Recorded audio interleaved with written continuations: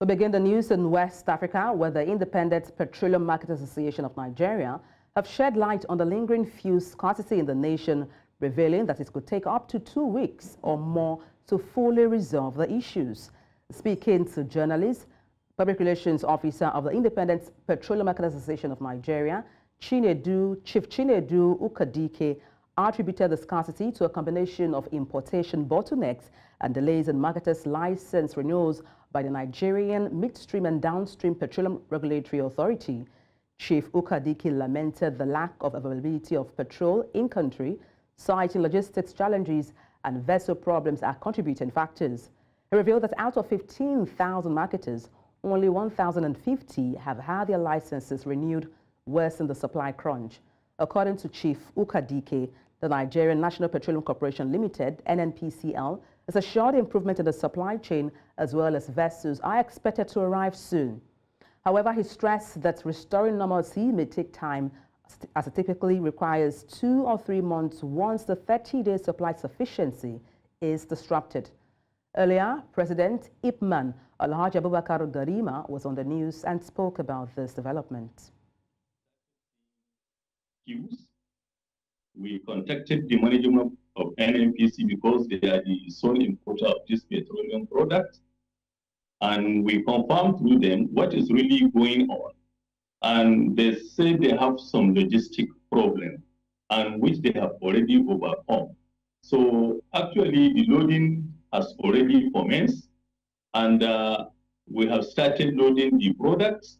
And we tell all our members, especially those in the cities, any independent petroleum marketer who loaded product, he makes sure that he discharges it inside his filling station and sell 24 hours. So this is part of the measures that we have started taking.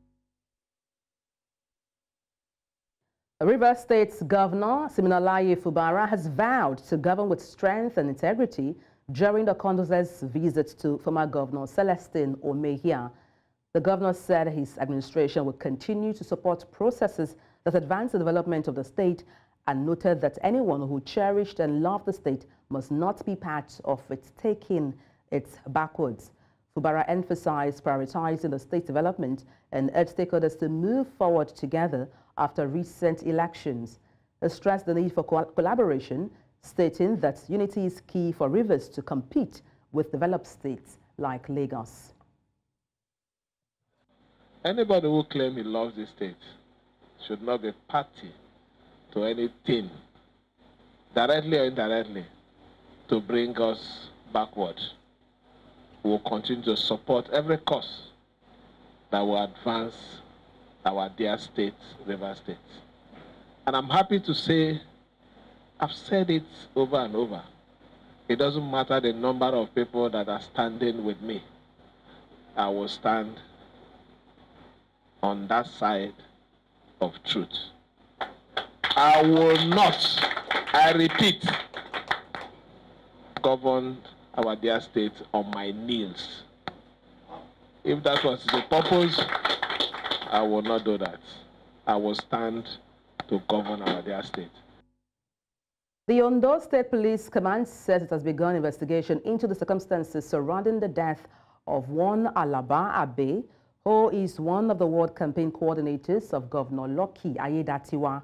The late Abe was among Ayedatiwa's campaign coordinators during last Saturday's All Progressives Congress governorship primary in Oyo State, which Ayedatiwa won. Abe, popularly known by his nickname Excel, was assassinated reportedly by some gunmen in Akoko southwest area of the state on Saturday evening. This incident happened barely a week after the APC held its governorship primary across 18 local government areas of the state. The deceased was also said to be the returning officer for the party's primary at Ward 10 in the council area. Reactions have continued to trail the demolition of buildings in the right-of-way of the Lagos-Calabar Coastal Road. The exercise was flagged off by the Minister of Works, David Umahi. The demolition exercise began at the Mani Chola Beach, Oniru waterfront on Saturday. The minister said compensation for owners of affected structures has been adequately factored into the project and urged those affected to see greater good of the project. The demolition process is expected to continue for some days. And to talk about this in detail, we are joined by our correspondent, Lekan Onobanjo. Lekan, good afternoon. Good afternoon to you, Debola. Yes, since the last time we spoke, which was in the morning, anything new? What's happening? Basically, it's about the demolition of structures right here at the landmark beach resorts. But I must quickly let you know that the demolition has not really been extended to the facilities, most especially the buildings or the businesses that have buildings right here. But what is being done is that we have had demolition along the beach line, all right, where we have,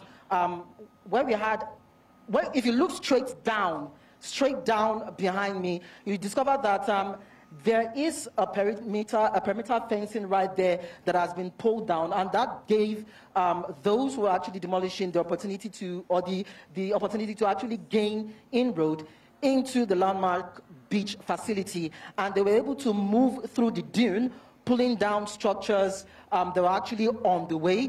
And yes, we had some props that are actually used as aesthetics. Of course, within the facility, all the structures have been removed by the workers so that they wouldn't be destroyed. We also had some other kind of structures right here that were also pulled down. But the bottom line is the demolition had to do with the structures very close to the beach line, all right? But what we understand is that the businesses that have structures within the premises will also be pulled down. So to help us understand this better, let me quickly call one of the managers right here who will also be giving us details as regards what has been happening here. Then I can later on continue to give you the feels of what has been happening. Can you please join us right here? So kindly just tell us your name. My name is Yewande.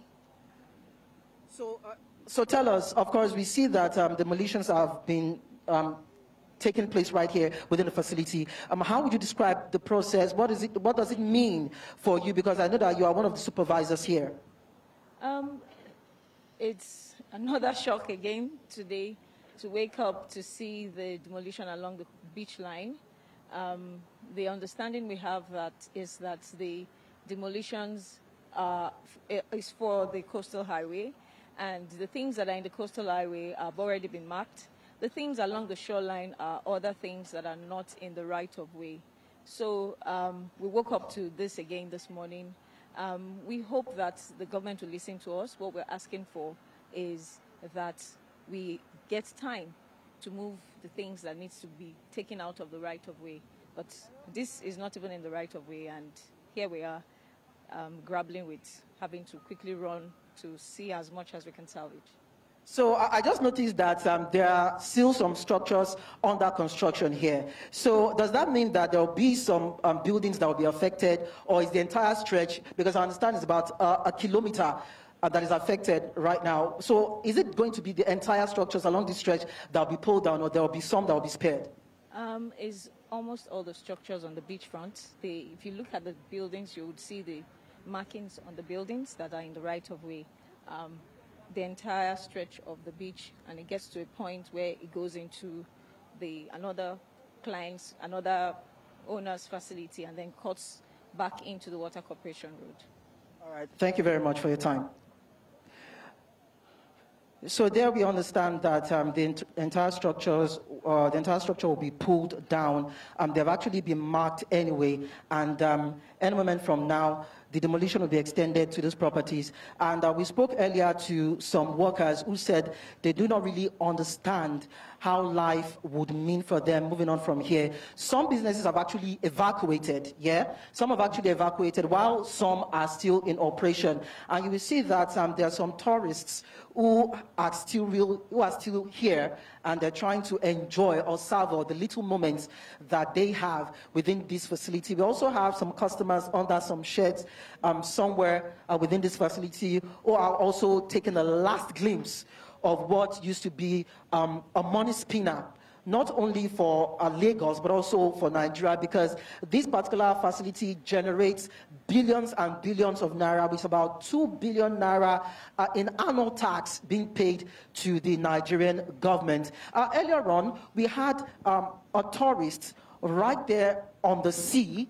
We had the tourist on the sea who was actually running across. He's still there anyway. You can see him relating with the fishermen there. And of course, he was just moving around at some point and interacting with them. I believe this is just part of the last moment that he would be savoring, looking at the fact that this is one area that he has always spent time, not only with him, but of course with his friends and associates. And of course, you can see all the structures along this stretch to my left that have also been demolished. And what we understand is that this particular demolition would go far down to where I'm pointing to. I'd like my cameraman to just pan down.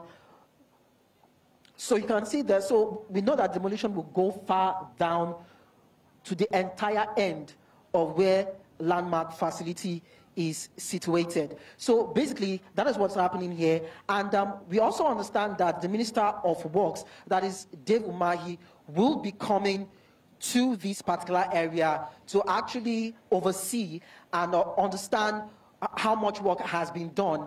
He had earlier said that there wouldn't be a demolition, but now it has been confirmed.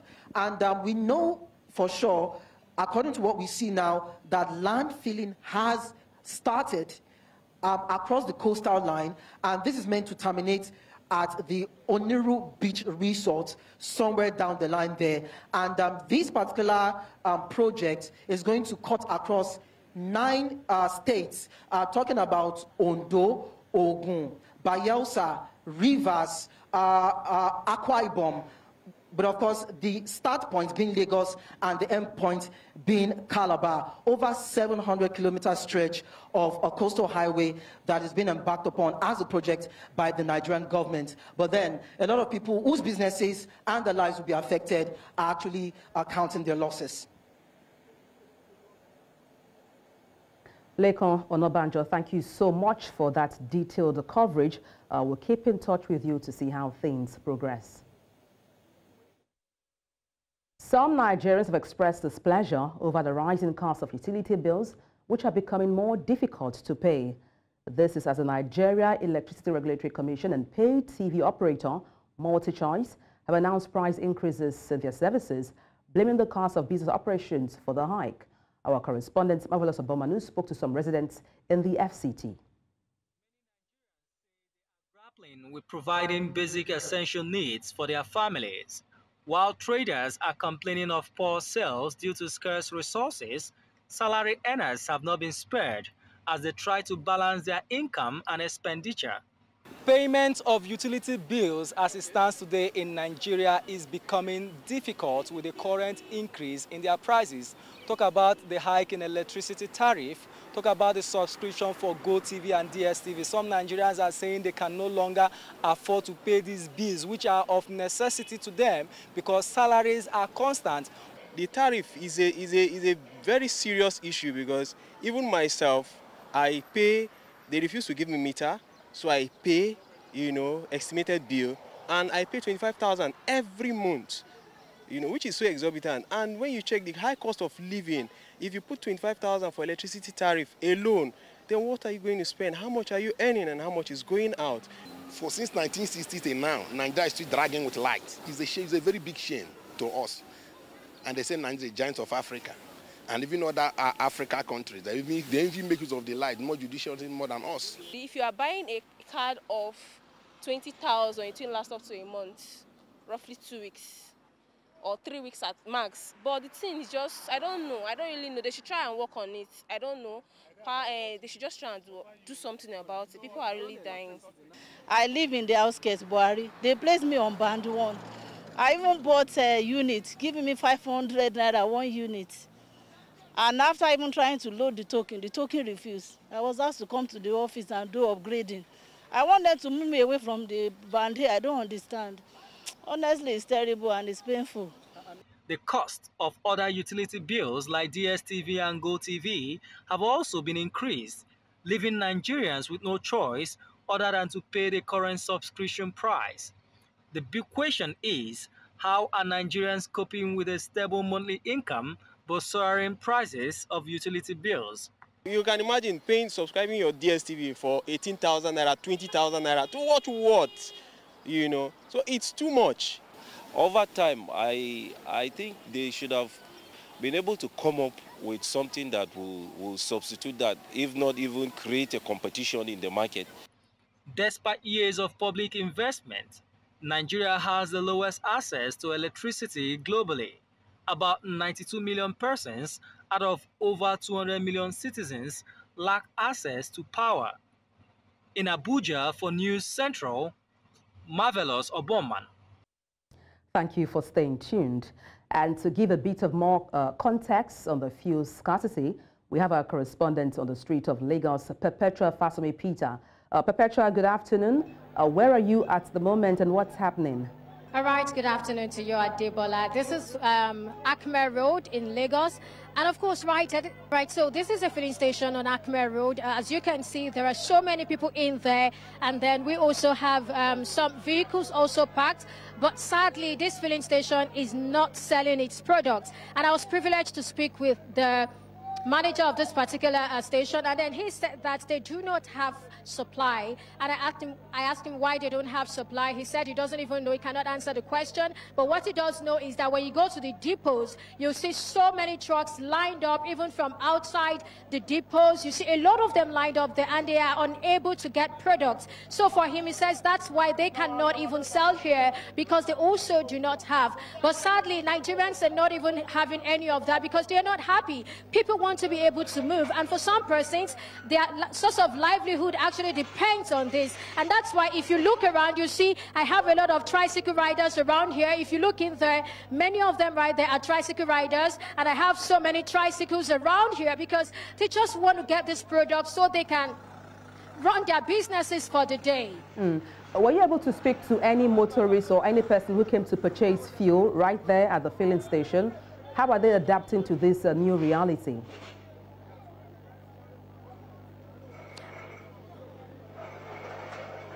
Okay, so it would seem that many of them are not even in a very good mood. If you look carefully, you will see that some of them are probably even arguing over there and all that. I tried to get one or two persons to talk to, but they are not interested in talking. For some of them, they are hopeful that, you know, maybe somehow the products could be sold to them. Some of them even feel that the products are probably in here, and then they think that somehow along the line, the company or the filling station might decide to sell to them. So they want to maintain their queues. They do not want to step out of that place. They all just, you know, want to stay there and all of that. I wonder if you have any idea, Perpetua, of how this has impacted, for instance, transportation fare, commuting from one place to the other, looking at the scarcity of fuel, and that's for public transportation system.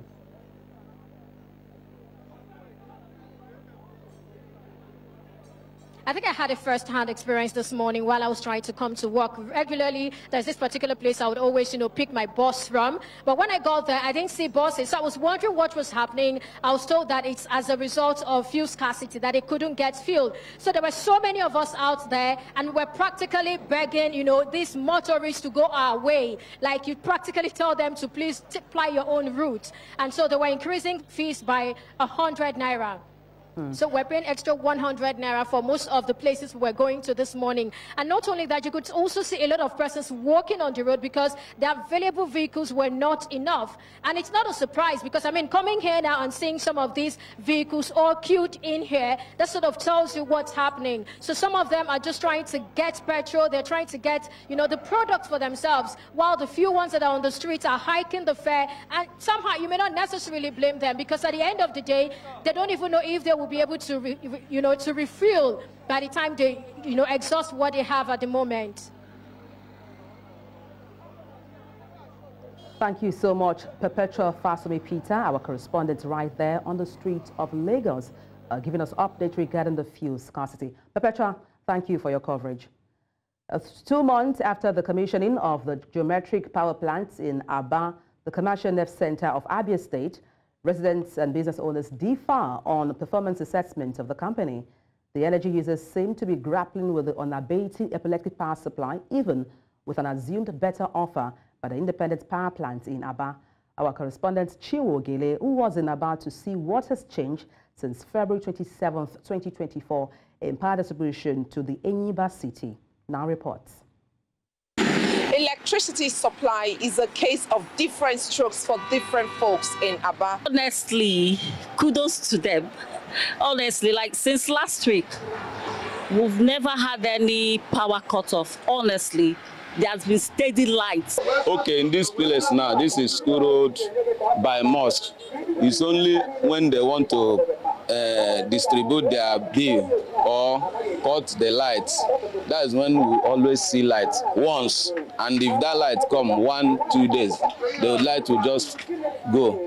The official commissioning of the independent power plant in Aba was greeted with so much jubilation from residents of the city and people outside the state. The expectation of the people of Aba and environs was such that made them believe that their decades of power issues were over with Geometric's power plant finally launched. However, 2 months down the line, the independent power plant project seems to be succeeding partially. We should have at least 12 to 18 hours for now. But I know very soon, 24-hour supply of electricity will commence. Yes, this Geometric is going a long way to, putting a little smile on the face of people for the past 1 month now. Another issue surrounding the power project is the inability to meter all the houses within the control of Geometric's yet. A prepared meter have been given to some areas, and there are some areas that doesn't even see light since October till now. They will always see lights once. Sadly so, a lot of people who need electricity for their daily businesses, those who are in the manufacturing sector or production of one thing or the other in this city of Aba, complain of non-availability of power. So over 3 years now, I only use NEPA lights. I ain't wear NEPA lights. So I think I use so.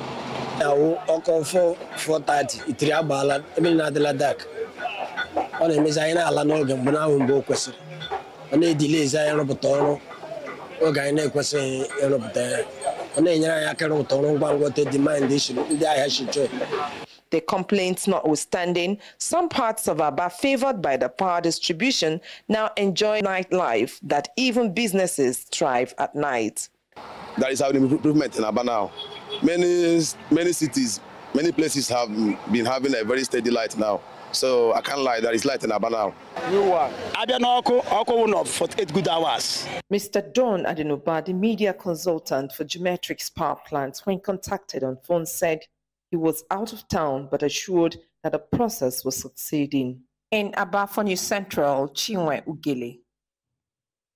Climate advocates have called for a collective effort to address the challenge of plastic pollution, which has continued to plague the world, posing threats to our waterways and marine life. They also called for the implementation of climate change laws of the country as part of efforts to protect for future generations. Our correspondent Idong Joseph tells us more.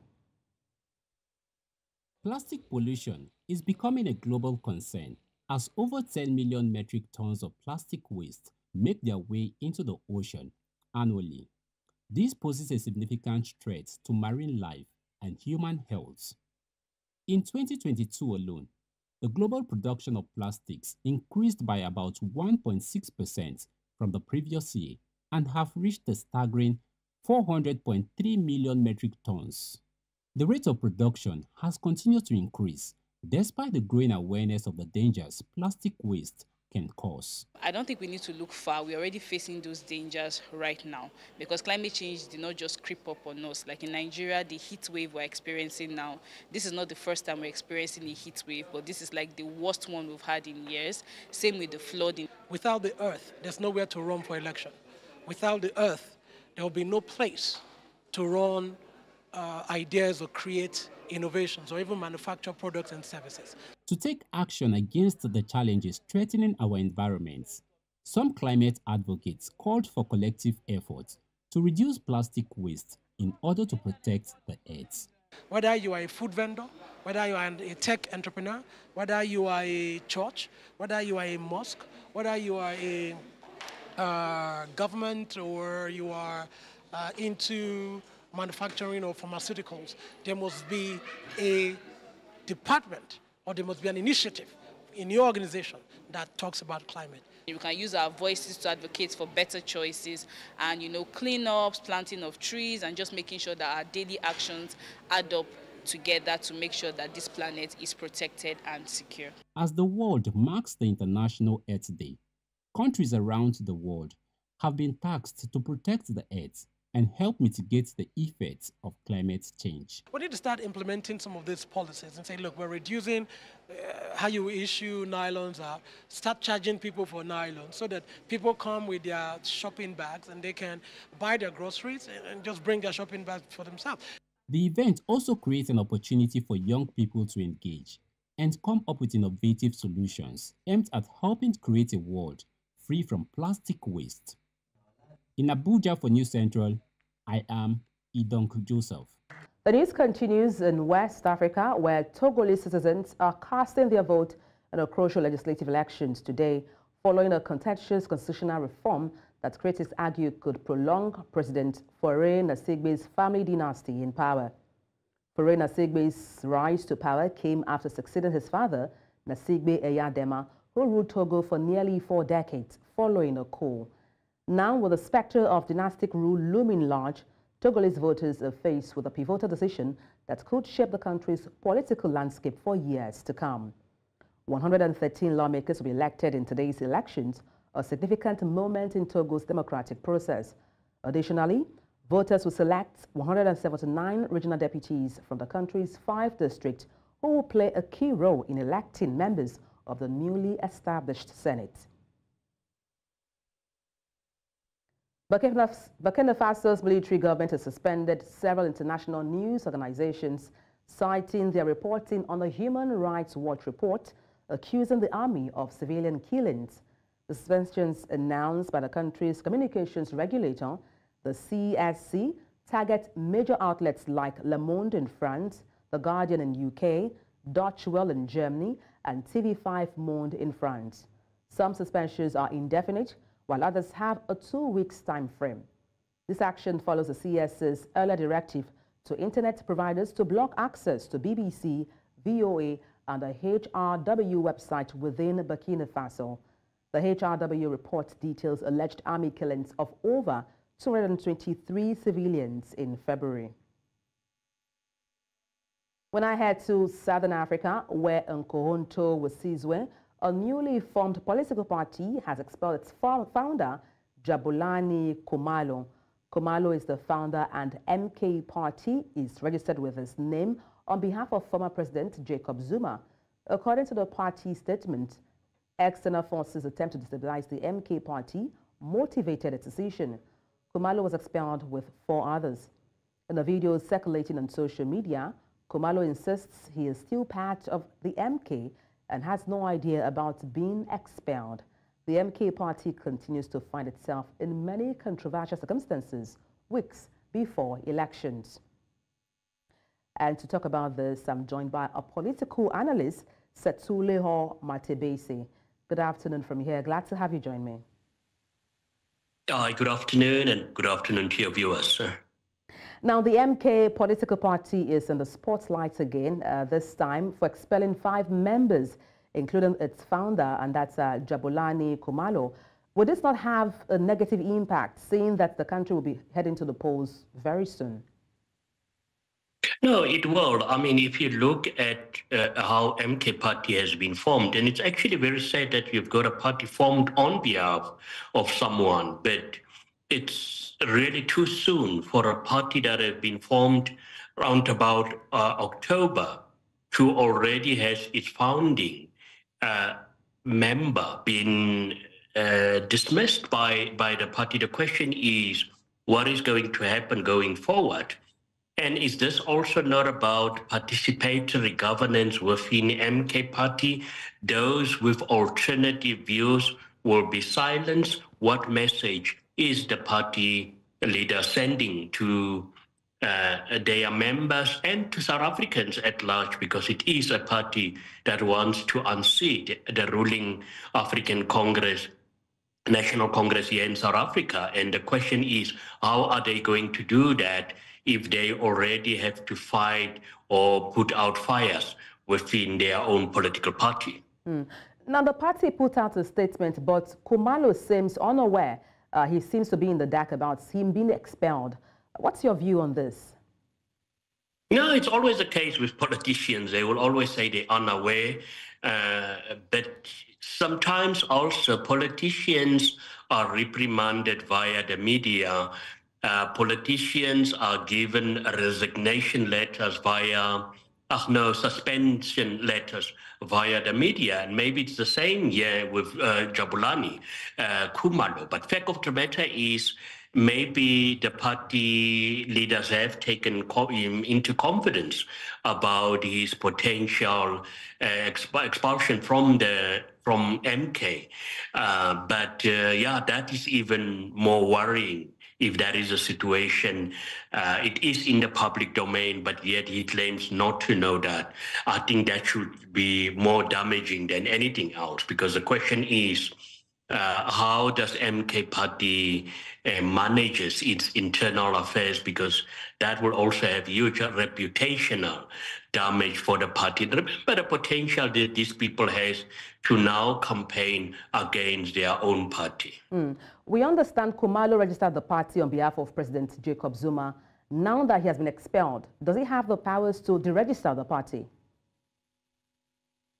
No, well, the party has already been registered, so and I don't think that will be an issue for South African voters, and I don't think also it will be a legal issue. Perhaps I'm not a legal guru, but there might be questions about that. He would like to perhaps get rid his name if eventually he's expelled. I think that is what every citizen would want to do. How would you still, your name is associated with an organization which you have actually been separated from? So there might be questions about the legality of having still his name as the one who registered that. But I strongly believe that the legal team of MK will deal with that. We've seen that very prominent cases in South Africa where there's already been almost two major cases against MK, but that went MK's way.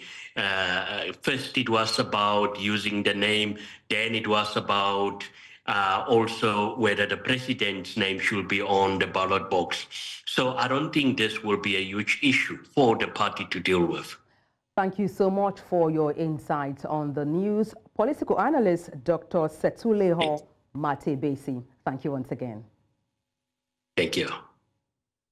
In East Africa, a burst dam has claimed the lives of at least 42 people in north of Kenya's capital, Nairobi. This is according to the governor of Nakuru County, Susan Kihika, who warned that the death toll could rise as rescue efforts continue. The dam break occurred near the Rift Valley town of Mai Mahiu, causing widespread flooding that swept away homes and roads. This tragedy comes as Kenya battles heavy rains and floods linked to the El Nino weather pattern. This is not the first time or first dam-related disaster for the region. Back in 2018, a similar incident in Nakuru County claimed the lives of dozens during torrential rains and flood. The Kenyan government has announced a one-week delay in school reopening due to ongoing heavy rains and deadly floods ravaging the East African nation. Classes were originally scheduled to resume Monday after the midterm break, but torrential downpours have severely impacted many schools. Education Minister Ezekiel Machogu will confirm the one-week postponement, with classes resuming on Monday, May 6, 2024. Disclosed that the decision allows time for necessary repairs and safety measures to be implemented. The relentless rains worsened by El Nino have caused widespread devastation across Kenya. Spanish Prime Minister Pedro Sanchez says he will stay on as Spain's leader following 5 days of speculation over his future. Last week, Sanchez announced he was cancelling all official engagements after a court opened an initial inquiry into his wife over corruption claims. He claimed the allegations a harassment campaign orchestrated by right-wing media. Sanchez has been in power since 2018. The decision last week to take time out from his duties to reflect on whether it was worth carrying on as Prime Minister came as a surprise even to people from his own socialist party. The accusations against Sanchez's wife, Begona Gomez, were brought against her by the organization Manos Limpias, led by a man linked to the far right called Miguel Bernard. He decidido seguir con más fuerza si cabe al frente de la presidencia del Gobierno de España. Esta decisión no supone un punto y seguido, es un punto y aparte, se lo garantizo. Por eso asumo ante ustedes mi compromiso de trabajar sin descanso, con firmeza y con serenidad, por la regeneración pendiente de nuestra democracia y por el avance y la consolidación de derechos y de libertades.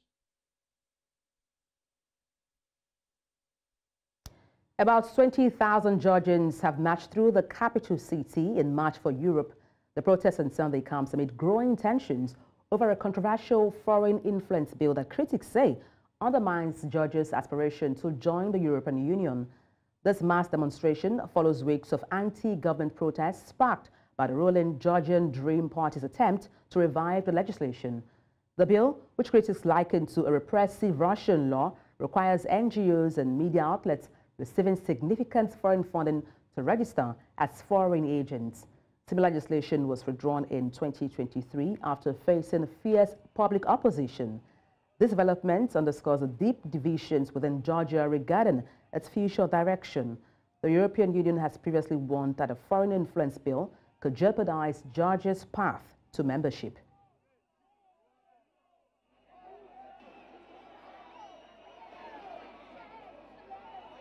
რიგში არ არის უმთავრობას და არ არის უკანონს და ამასთანავე ჩვენი ურთით ჩვენი უფლებებისთვის თანასწორობისთვის როგორც ეკონომიკურად უნდა ვიყოთ თანასწორები ისე ყველანაირი უფლება უნდა გქონდეს ქართველებს და ამიტომ გავართ აქ რომ ჩვენი უფლებები დავიცვათ კვირის განმავლობაში ეს პროცესი არ შეჩერდება ეს არის ეროვნული მოძრაობა სადაც პროცესი ბუნებრივად მიმდინარეობს პრაქტიკულად არ იგეგმება ხალხი განსხვავებული ერთმანეთისგან ხშირ შემთხვევაში მაინდამაინც დიდი მიმგებლობაც რომ არ აქვს ერთმანეთთან გამოდის და ერთ სივრცეში დგას და იცავს ამით ევროპულ მომავალს.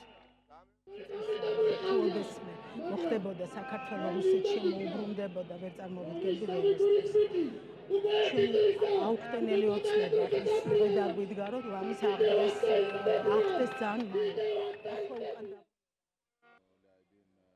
And that's all on the news at this hour. But before we go, let's take a look again at some of the major stories.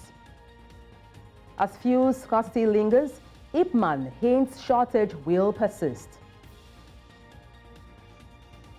Voters head to the polls in Togo's key parliamentary ballots. At least 42 people confirmed dead in northern Kenya dam burst. Send your eyewitness report to the WhatsApp number on the screen and follow us on social media. We are at News Central TV.